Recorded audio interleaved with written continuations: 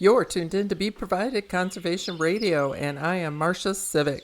Today's show is about weeds, specifically managing weeds in waterways without chemicals. Why is this important, you ask? Well, listen in as my guests today, Tara Lordi and Bobby O'Shields from an innovative company called WeeDoo, tell us why weeding a waterway is important and why weeding without chemicals is even more important. All right. Hello, everyone. Welcome back to Be Provided Conservation Radio. I am your host, Marcia Civic. Our guest today is Tara Lordi, and she is with Bobby O'Shields as well. And we're going to be talking about how they keep the waterways clean without the use of chemicals and herbicides. And I think we're probably going to talk about many more things, but that's our main topic for today. So welcome to the show, Tara, Bobby. Thank you.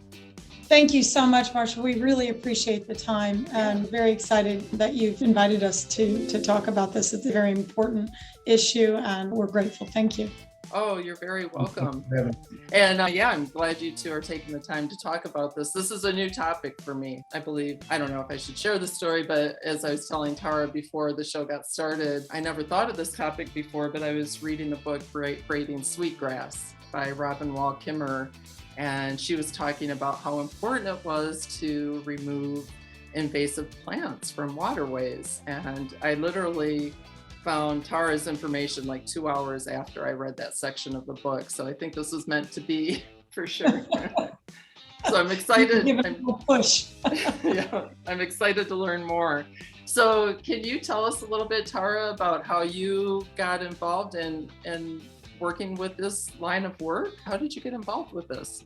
Certainly. Growing up, I grew up in the Hudson Valley, and jumping off bridges and into natural waterways is something that we all grew up with. It was very beautiful because we were only an hour and a half from New York City, but growing up in the mountains in the Catskills, it's a different world, and lakes and rivers is a very natural occurrence for us every day. My husband grew up in Toronto in a similar type of atmosphere where lakes and ponds and waterways were very important to his upbringing. And together, collectively, as a couple, we began to pursue what was happening with these waterways, which was people were finding that invasive weeds were starting to collect and they would become a negative impact on navigational waters. They would get into the props of boats. They would certain weeds would create a sense where a child or an animal could walk into the water's edge and potentially get caught in these weeds. And it became not just something unsightly,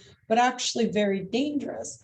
And we did see this, but what we saw, which is what really put us into a stance of, oh my God, was when we saw herbicides in different forms, spraying herbicides, putting pellets, and it was these various scientists that said, it's no problem, it's not going to hurt anything, it'll kill the weeds. And that really struck us as something very scary, considering they put these signs up after they spray that says no swimming for 24 hours.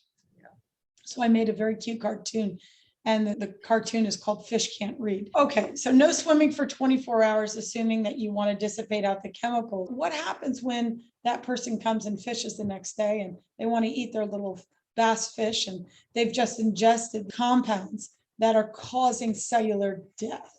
So that's really what got us going. Yeah. And my husband and his father and Bobby, who's with us today, they really started rolling. I was more of the marketing kind of finance girl, and they were more of the engineering side. And unfortunately, we've lost my husband. Today's his birthday, but we 3 years ago, and we carried on from 2016. I took over and we carried on, and we've grown the company to today. We're in 14 countries. We're in over 50% of the states in the US. We are now on GSA as a government provider. We sell to municipalities. We sell to large companies, private companies, and the end user who just wants to clean up his or her own lake. And so here we are today. WeeDoo is the leader in this industry of what we call mechanical harvesting for aquatic invasive weeds. That's terrific. And so you're manufacturing the boats and the equipment that will go out into the water to remove these invasive species, correct? That's Yeah, correct. So we yeah, are yeah. manufacturers of the vessel, and we sell these vessels to the different various groups as we've mentioned. We do from time to time help in demonstrations and bring out for the Corps of Engineers. Bobby did a big demonstration to prove to Florida Fish and Wildlife and the Corps of Engineers that yes, this is a very sound way to remove invasive weeds mechanically without harming the aquatic life. And it's also important to understand that everybody is being impacted. Okay. Anywhere where you have water treatment, you have residential runoff, you have farm and livestock runoff. And we're talking about, think about a river going down and you'll have cattle farm, you'll have people spraying their grass, you'll have everybody's experiencing increased temperatures as you have algae blooms. Some are natural, some are not. And you have these nutrients and contaminants that are overloading your waters. And that is happening everywhere on the planet. That's happening. That's not even getting into the plastics or anything like that. I'm just talking about the fertilizer from the ground meeting the fertilizers in the waters or the herbicides in the waters. Yeah, That's water flows downstream, so it's not just that farm in that area, it's whatever's downstream of that too. We have a large lake here in Florida where our factory is called Lake Okeechobee. It starts off in Reedy Creek up by Disney. It starts there. That's right. And it works its way all the way down to this huge lake. And when they let the dam out and they let the water flow towards the ocean, all these little hamlets get impacted. And it's very dangerous because this big lake is receiving all these contaminants from all the way up, comes all the way down. And these scientists, they make an herbicide they think is safe for the water, but they don't run their assays on how it meets fertilizers from the ground or how it meets other contaminants. And so that's why things have become so out of hand and toxic. Wow. Which is what led us to build a way to mechanically remove it. No chemicals. We even use vegetable oil for our hydraulic fluid. I mean, that's great. Good job. Yeah. Yeah. Thank you. Yeah. So Bobby, do you want to talk a little bit about what you're doing with the company as well and how you got involved? Let go job was an incredible. Yeah, that was a really good example. For me, it's serendipitous to end up doing this. I would have never pictured myself 20 years ago being involved in this type of a situation. Ironically enough, my first quote unquote job as a kid, as a summer job, was mowing yards for a local guy. And at the end of the day, when we would finish working, we'd go back to his place. And I was throwing this rake with a long rope attached to it and pulling up lake weeds. And I didn't live on the lake, so I didn't make much sense of it. But all these years later, it's all come back around. But to Tara's point on Lake Okeechobee, you have waters that are coming from the north that are already carrying their contaminants in them. And then you mix that water in Lake O with all the nutrients and all the runoff that's occurring around all the various cities around the lake. Mix that now with all the chemicals they're using to kill the invasive water hyacinth that's invading Lake Okeechobee. And then they release all that waterway to the east and to the west through a couple of rivers, and it's disastrous. Yeah. Toxic disaster. It's a bad recipe with a bad result. Wow. And we actually went out there, as Tara mentioned, we did a small project a couple of years back to prove unequivocally that the WeeDoo in particular has a very unique way of being able to provide the solution for Lake Okeechobee. So Lake Okeechobee, as I mentioned, is being overrun with water hyacinth. Now that's an invasive species, but there's a native species of plant that grows on the lake that all the conservationists and the biologists and everybody wants to maintain. It's called bulrush. Bulrush grows up out of the ground like little strands, and they grow up and they come out of the water. Right. Now the water hyacinth entangles itself around the bulrush. So with the WeeDoo in particular, we were able to go in and demonstrate how you can take the basket on the front end loader and scoop through it like combing your fingers through your hair, and it remove the invasive species while not damaging the native. Also, not having any harmful side effects to the wildlife. There's no bycatch. So we proved without a shadow of a doubt that there is a 100% eco-friendly and efficient way to save that lake. And that's something that we're going to end up doing. We call it precision harvesting. Yeah, very well. That was one of my concerns before coming into this. How do you determine an invasive species versus native, and how do you not pull them all up together, but that's pretty creative what you're doing. Yeah. Yes, we try to look at, and we always instruct our customers, hey, look at what you're coming into and really understand the lake before you do perform your operation, because there are things that we do keep in the waters to increase oxygen flow, and those are there are absolutely important to keep, and to be very precision harvesting is always part of our training. It's extremely important, just as important as removing it responsibly.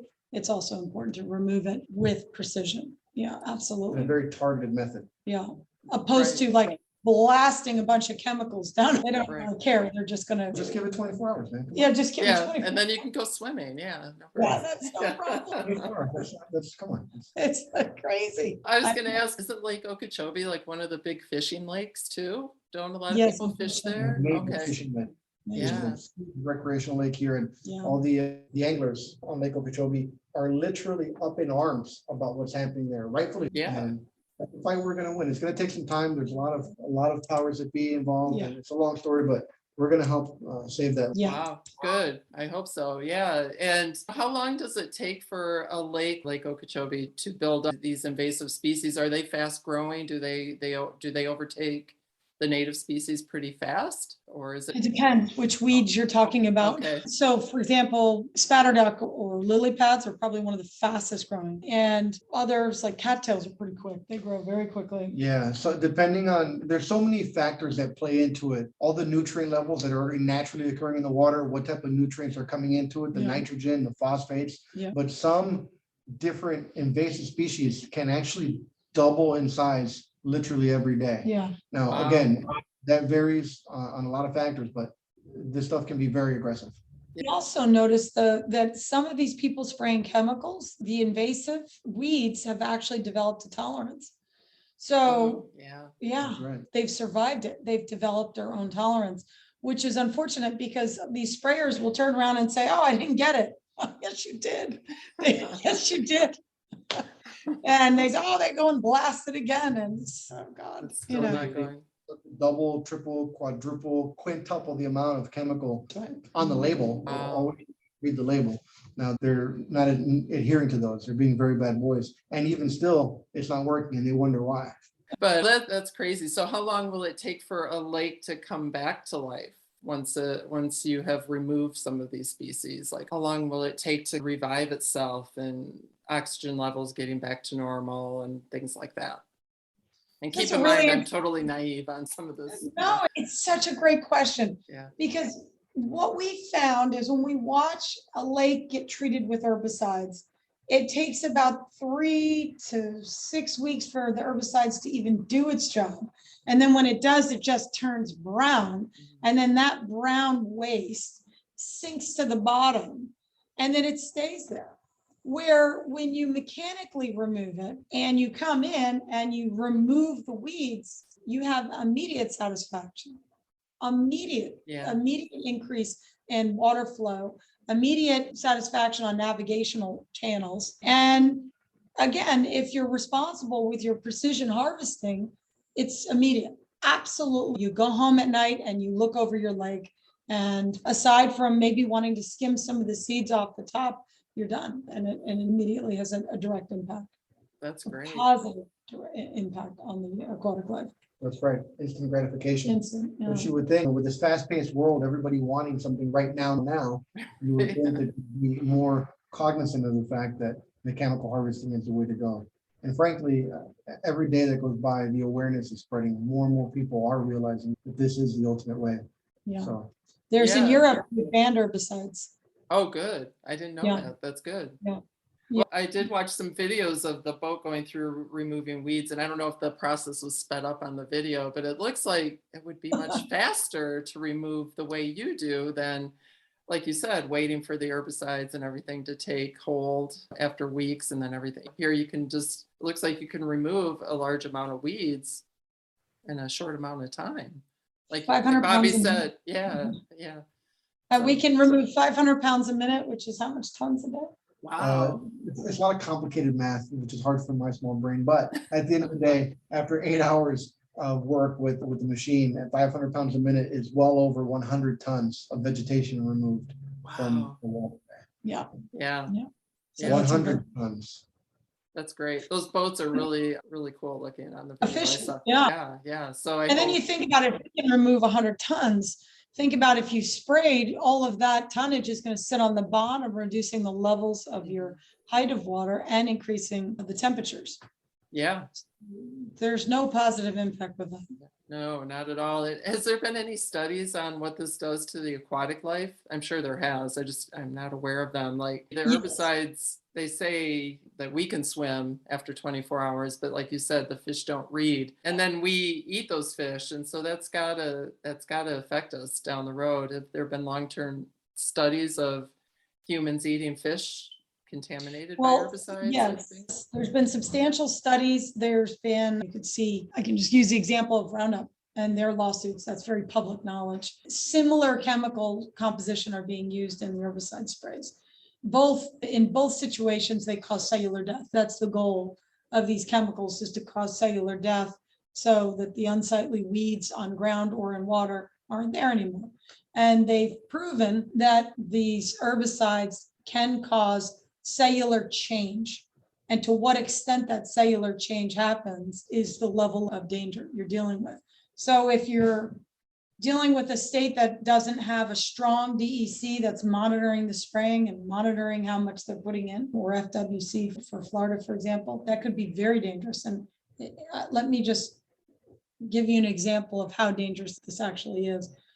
Here in Florida, in South Florida, we tend to use lakes and ponds in developments for our water source for irrigation. Okay. So in any given development, they will find a lake, they'll put in a big pump inside that lake, and that lake will provide the irrigation for everybody in their lawns and the back of where the homeowners have to irrigate. But they're not asking the homeowners if they approve of spraying. They're not even giving them the right to choose. For the most part, most of the people we've actually spoken with, they're not giving them the right to choose, but they're spraying the lakes and then using those very lakes that are sprayed to irrigate their homes, where children are walking with bare feet. Animals have their paws. We're walking with our bare feet. Our gardens are back there. We're laying in their grass. So think about that exposure level. And the scariest part is people don't know. They Yeah. don't know that those lakes are being treated, and that those very lakes being treated are what's being sprayed on their own home. Wow. Yeah, you see those in all those even little suburban developments and Yeah. little runoff ponds. And Extremely scary. yeah, it is very scary. It really is. Yeah. From an economical standpoint, maybe 50 years ago, they didn't have the technology that we have today. And they didn't have these smaller vessels, shoreline vessels like we have. And maybe they were getting desperate. But today, there's literally no excuse. Today, absolutely no excuse whatsoever. You can't make a financial argument. I'll let Bobby talk about this, but we sold a boat to a wonderful municipality. They purchased their first vessel. All they did was spray herbicides, right? Yeah, prior to their first, so it's a local municipality just south of us, outside of Fort Lauderdale. And prior to having their first WeeDoo, they had a budget of $150,000 per year to spend on outside contractors for chemical application. And just like every other place, that first of all, it goes fast and it doesn't really have the desired effect. In other words, it's not working. So we went down and did a demonstration with the WeeDoo, provided, once again, instant gratification. So they bought their first boat, and within the first calendar year of them having their first WeeDoo, they were able to reduce the amount of money being sprayed by 50%. So the next year, their budget was only $75,000 for spraying, because the rest of it was really being handled by the WeeDoo. So they ended up voting to buy a second WeeDoo. And then when they got their second WeeDoo, they were able ultimately to reduce the chemical down to nothing.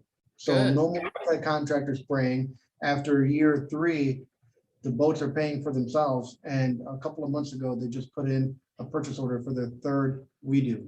So truly 100% naturally and effectively cleaned waterways, no more chemicals, happy fish, happy constituents, and things are good. Yeah, it sounds like it's worth it economically too. It really is. Yeah. Less than 2 years and it more than paid for itself for 2 months. Yeah, that's great. Yeah, congratulations on that. Is there any movement, I'm totally naive on this too, in the United States to, you said in some European countries or maybe all out there, they don't use herbicides anymore. Is there any movement to stop that here? What's the status of that? Or is it still a big fight? So it's a state to state fight. Yeah, okay. It's making people aware. The more awareness I can bring to the table, you'll see some cities, even in Miami, I think they have some cities.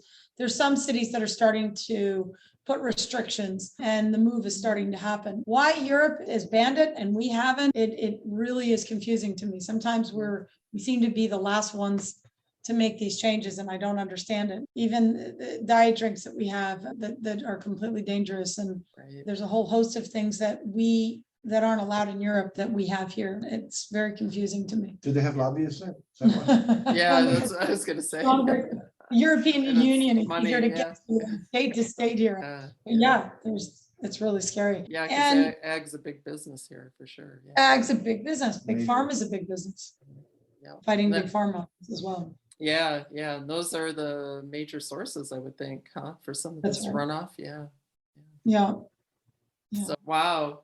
So you did share one success story, but what challenges, can we talk a little bit about any challenges you may have faced getting this going? And besides constantly having to prove it and make sure it works, but yeah, I don't know if there's So any paving, sure. Paving a new road in any business you ever want to go into. Paving the road being the first pioneer or the first to really establish a new process, it's always challenging. You're always going to have the startup, the funds in making the technology, facing adversity in the sense of change is always hard to push. And that took some time. That definitely had its challenges. Remaining confident, staying on course, going to various trade shows, talking with people, understanding what each community's problems and what they face, developing attachments that help us. We're talking about, just to give you a list of invasive weeds in various areas of the United States. You have hydrilla, you have water chestnut, cattails, Eurasian water milfoil, duckweed, water hyacinth, just to name a few. And those weeds are throughout the US, not just in one place. So each one of these weeds sometimes require a different attachment, or we have to be really creative with the way that we devise it. For example, duckweed is almost like sawdust. It's so small. So our traditional vegetation bucket is perfect for water chestnuts, but for duckweed, it would go through. So we developed a skimmer bucket. And so over the course of years, every problem our customers would show us, we would try to continue to develop better attachments and better products to suit their needs. That's a challenge, but it's kind of a fun challenge. Yeah, definitely. Yeah, Yeah. I didn't think of you have all different kinds of species, different sizes, shapes, and how they grip onto things or don't. And yeah, That's right. yeah. Every day is different for you guys, I'm sure. Yeah, exactly. So you started out, your husband started this, and Bobby, you were on board with her husband as well, and with the three, or did it start out the three of you, or? I want to say John first started this going on 20 years ago. And I first came to work with them. It's been about 17 years now. Yeah. So they had a couple boats under their belt. The first WeeDoo boats were gigantic machines like the Queen Mary. I mean, it's like a crew of guys to launch it and a whole fleet to operate them, twin 100 horsepower diesel engines. And as effective as they were, it didn't take long to realize that they were just way too robust and too much work to build and operate. And more importantly, they didn't get to where the weeds are. A lot of people want to recreate on their waterways in their backyards, in shallow water, along the shorelines, around their boat docks. Up to about 8 feet in depth. Right. Yeah. Around 05 is when John and Tara and then decided that bigger is not always better. And that's when we developed the first modern day WeeDoo boat. It was a 10-foot fiberglass workboat. And that's right around the same time I came on, no pun intended. And all these years later, there's been so many challenges. When you're fighting the good fight, just keep your chin up and keep doing it. All these years later, here we are. And we're so involved. We're doing this on John's birthday. We miss him like hell, but that's one of the challenges too. Yeah. How do you take a good thing and keep going? Yeah. You stay innovative Yeah. and listen to your clients and the market and keep pushing. That's the key. Listen to your clients and what they're facing. Yeah, definitely. Yeah, and it's good that you keep getting this word out, and hopefully this will help get the word out, what you're Absolutely. doing as well. Thank So you. yeah, Yeah. yeah. And so you're in 14 countries, so that's pretty good size. So how many people do you have working for you now? We're not, we have just under 20 people Yeah. Oh, now. wow. Wow. Yeah. Wow. That's, yeah. Yeah. Yeah, but we're growing. Yeah. We're definitely the leaders in this space if you were to quantify the number of boats sold. And we've got some more models that we'll be unveiling over the next year, which will make us, I think, even grab onto some more space. Yeah, we're really excited about it. Very excited. I get especially excited when I hear we had a third world country, Nigeria, called us, and there was a wonderful religious group that came up with the funds and had us send over 3 boats. Oh, wow. So they could clean up their waterway, and they had not only invasive weeds, but also a lot of plastics. A lot of third world countries don't know how to dispose of the plastics. This boat is perfect for not only invasive weeds, but any water debris, Oh, right? I was going to ask about that. So you're picking up Yeah. anything that's coming out that, wow. That's right. From plastics, garbage, animals that have passed on, a deer, the machine can pick up. And so we were really happy to hear about the stories that the Nigerians told us about. Once we sent the boats over there, they were able to clean up their rivers. Indonesia's got a horrific problem with plastics. We're in the process of sending over some boats there. Vietnam bought some boats. They had a problem with plastics as well as invasive weeds. So it's exciting because they send you images and you feel like you're a part of their success. And again, it's giving back to the planet that we're living on. I think everybody needs to take a turn and figure out what they can do. I think it's important. Yep. Anybody. Yeah. As long as, like you mentioned, if you're observant, and what looking at the world in an observant way and how you can help. It's amazing that these people found you and not amazing. It's great marketing on your part that they're finding you in Indonesia and Vietnam and Nigeria. That's great. So yeah, I'm happy we live in a world of the World Wide Web, because it does assist you. And the videos we try to get videos of different species to show people what we do. During COVID, we actually did very well as far as production is concerned. But what we worked very hard on is developing all of these virtual videos, because people were fearful of traveling or they were banned from traveling. So we worked very hard on great videos. And We sure did. yeah. And I feel like as unfortunate as COVID was for so many folks, it also was a time where there was a lot more awareness on folks' behalf, because they spend more time at home and opening up those curtains and looking at the lake behind their house. Maybe that's something they had ignored for so many years. Yeah. And they said, wow, we got to do something about this. And something that is so important that they didn't realize had been on their back burner for all these years. As I mentioned, as unfortunate as it is for so many folks, it was also an eye-opening time. And we gained a lot of awareness throughout the last couple of years. Yeah, it's been exciting. Yeah, we have a great team. Yeah, it sounds like it. I'm very creative. Yeah. Great clients, and it makes it fun. To wake up in the morning and go to work. We all have to go to work, but we go to work, but it's really cool because you go to bed at night saying, hey, I did something again today to help the planet, make a living, help the planet. Those are some good things. That's the top end goal for all of us, I think. Yeah. I mean, we all want to do what we're passionate about and still be able to live doing it and survive. Yeah. Absolutely. Yeah. So it's very fun. And we just hope we can just, look, any mechanical harvesting. I don't care if you're a diver pulling, just if we can get the word out, that's our goal, is please stop spraying.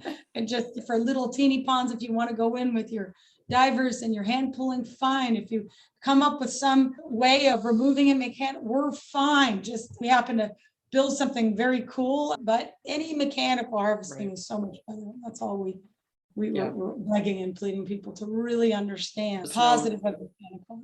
No poison or people just don't, they don't get that it has a trickle down effect. Like even like the rat poison, they think it's just killing the rat, but it's killing birds, it's killing animals. And same with herbicides, it's affecting way more than what we see and understand. So and ourselves. But where can people find you and learn more and see, are some of these cool videos you created during COVID available for people to see? Sure. We have a YouTube channel. Our website is www.equestrian, WeeDoo Boats, WDBOATS.com. And on our website, we have a little link there for our YouTube channel. And all of those cool videos are there. We featured on TikTok, we're on LinkedIn, we've got Twitter, Instagram, Facebook. So we're out there on the social media. And again, WeeDoo Boats, so it's 2 E's and 2 O's. I love that. Yeah, perfect. And is there anything else that you two want to share, Tara or Bobby, before we go? I'd love that. If you don't mind, I just want to say to everyone that you, as a United States citizen, you have the right to ask what's going on with your own waterways. And I don't think people realize that, even if it's owned by the state or the city or controlled by the Corps of Engineers or controlled by a forestry, it is your right to ask who owns it, how is it being treated, is it being treated mechanically or with chemicals? And if it's being treated with chemicals, ask what chemicals they're using. And feel free to test the soil and the water and send it to the laboratories, because it's your right and it's your lakes and your waterways that you want to enjoy. And all of that is public data for you to figure out who's the owner of which. And it's up to them to tell you, especially if you live in an HOA where you're being immediately impacted. Immediately. And golf courses have a very high ratio of contamination because they're spraying so much fertilizer. So when you have a golf course meeting a lake and then that lake is giving you irrigation, I would start raising your hand and asking your HOA president or whoever's in charge of that area, and hey, can you talk to me? I think it's really important. They need to ask, and that should be something that is happening in every household. That's good advice. Yeah. And keeping an eye out for any type of legislation, I would assume, coming That's right. out. Yeah. Start by asking, and you're welcome to contact me at Tara at WeeDoo Boats and explain to me what you're facing, and I can help you navigate through the legislation. I can help you navigate onto who to talk to and how we get to the decision makers to get them out of those herbicides and into something in a mechanical way. We don't even have to be on behalf of WeeDoo. We can at least just educate. That's what our goal is. Yeah. That's terrific. Yeah. Yeah. Any last words, Bobby? Yeah, just to thank you so much. Yeah. We really appreciate it. It's such a pleasure. It was such a pleasure. Thank you for having us on. We really appreciate it. And as I like to say, nothing cleans waterways better than we do. Yeah. That's terrific. That's a great slogan. Thank you too. And but also, Tara, I didn't know if you wanted to share your animal rescue story. We should plug that in somewhere that you did over COVID.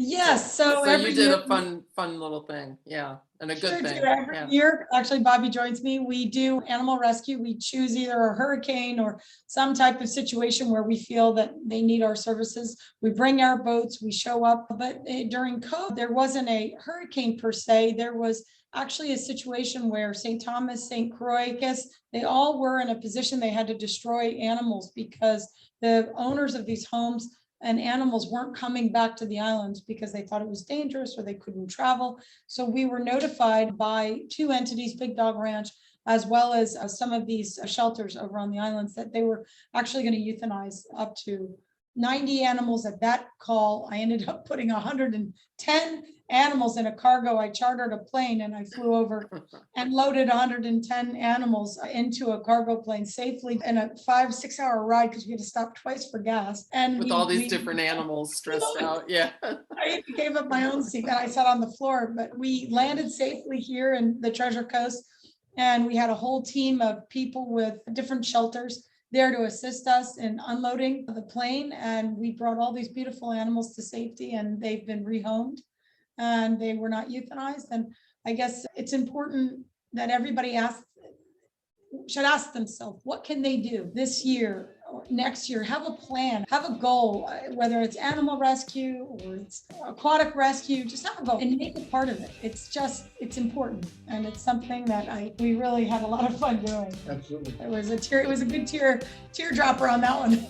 It's our pleasure to be able to give back. We feel compelled to help, and when the call rings, we answer it, and we're happy to do that. Oh, that's amazing. Again, thank you. Thank you too for all you do. And I really had a great time talking to you today. Thank you. Oh, our pleasure. Thank you so much. Okay, thank you.